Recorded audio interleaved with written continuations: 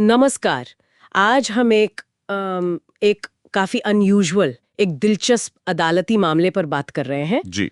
Supreme court में हाल ही में एक पीआईएल आई थी, एक जनहित याचिका। जी। और इसमें मांग थी कि करवा चौथ का त्योहार मतलब सभी महिलाओं के लिए अनिवार्य हो। सभी के लिए, मतलब वैवाहिक स्थिति चाहे जो भी हो। हाँ बिल्कुल, विवाहित, विधवा, तलाकशुदा, यहाँ तक कि जो लिव इन में हैं उनके लिए भी। तो आज हम इसी से जुड़ी एक कानूनी रिपोर्ट को समझने की कोशिश करेंगे। जरूर। तो ये याचिका डाली थी नरेंद्र कुमार मल्होत्रा ने। उनका तर्क ये था कि कुछ महिलाओं को, जैसे विधवाओं को, करवा चौथ पूजा करने नहीं दी जाती समाज में। एक तरह का सामाजिक दबाव या रोक टोक। हाँ, और वो कह रहे थे कि ये भेदभाव है। तो उन्होंने कोर्ट से कहा कि भाई सरकारें कानून बदलें ताकि हर तरह की महिला इसमें भाग ले सके। अच्छा। और ये भी कि अगर कोई किसी को रोके तो उसे दंडित किया जाए। तो अदालतों ने क्या कहा इस पर? देखिए, ये मामला पहले गया पंजाब और हरियाणा हाई कोर्ट। ओके। और हाई कोर्ट ने इस पर विचार करने से ही मना कर दिया। मना कर दिया? क्यों? उनका कहना था कि ये मुद्दा विधायिका का है, मतलब कानून बनाना या बदलना कोर्ट का काम नहीं, वो संसद या विधानसभा देखें। अदालतें तो बस ये देखती हैं कि मौजूदा कानून क्या कहता है। समझ गए। लेकिन फिर कुछ और भी हुआ था ना, सिर्फ खारिज नहीं किया। हाँ, वो थोड़ा दिलचस्प मोड़ था। जब याचिकाकर्ता ने देखा कि कोर्ट सुनने को तैयार नहीं है, तो उन्होंने याचिका वापस लेने की परमिशन मांगी। अच्छा, वापस लेने की? जी। हाईकोर्ट ने परमिशन दे तो दी, पर साथ में याचिकाकर्ता पर 1000 रुपए का जुर्माना भी लगा दिया, सांकेतिक जुर्माना। वापस लेने पर जुर्माना? ये थोड़ा अजीब नहीं? हाँ, लगता तो है। शायद कोर्ट ये संदेश देना चाहता था कि ऐसी याचिकाएं कोर्ट का समय खराब करती हैं, मतलब अदालती प्रक्रिया का दुरुपयोग है। भले ही वापस ले ली, पर एक तरह की, क्या कहते हैं, नसीहत। तो हाई कोर्ट से तो बात बनी नहीं, फिर वो सुप्रीम कोर्ट गए होंगे। बिल्कुल। फिर याचिकाकर्ता सुप्रीम कोर्ट पहुंचे और वहां जस्टिस सूर्यकांत और जस्टिस कोटेश्वर सिंह की बेंच ने सुनवाई की। और सुप्रीम कोर्ट ने क्या कहा? उन्होंने भी हाई कोर्ट के फैसले में दखल देने से साफ इनकार कर दिया। मतलब याचिका वहां भी खारिज? हाँ, खारिज। और सिर्फ खारिज ही नहीं, कोर्ट ने काफी सख्त टिप्पणी भी की।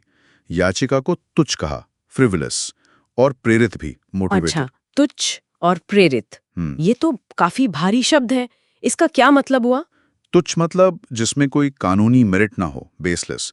और प्रेरित का इशारा था कि शायद ये याचिका असल जनहित के लिए नहीं, बल्कि किसी और छुपे हुए मकसद से डाली गई थी। अच्छा। जस्टिस कांत ने तो यहां तक कहा कि कई बार ऐसी पीआईएल्स पीछे से फाइनेंस होती हैं उन लोगों द्वारा जो सामने नहीं आना चाहते। ओह। कोर्ट ने यह भी नोट किया कि याचिकाकर्ता कोई ऐसा कानून बता ही नहीं पाए जिसके तहत महिलाओं के लिए व्रत अनिवार्य हो या जिसे करने से उन्हें गैर कानूनी ढंग से रोका जा रहा हो। ये तो पीआईएल के मूल सिद्धांत पर ही सवाल उठाता है ना।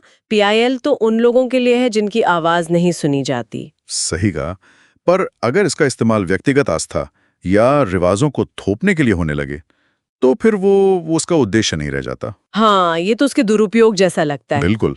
और इसीलिए सुप्रीम कोर्ट ने याचिकाकर्ता के वकील की वो अर्जी भी ठुकरा दी जिसमें उन्होंने याचिका वापस लेकर हाई कोर्ट जाने की अनुमति मांगी थी। वो भी नहीं मानी? नहीं, सुप्रीम कोर्ट ने याचिका सीधे खारिज कर दी और साथ में एक चेतावनी भी दी। चेतावनी?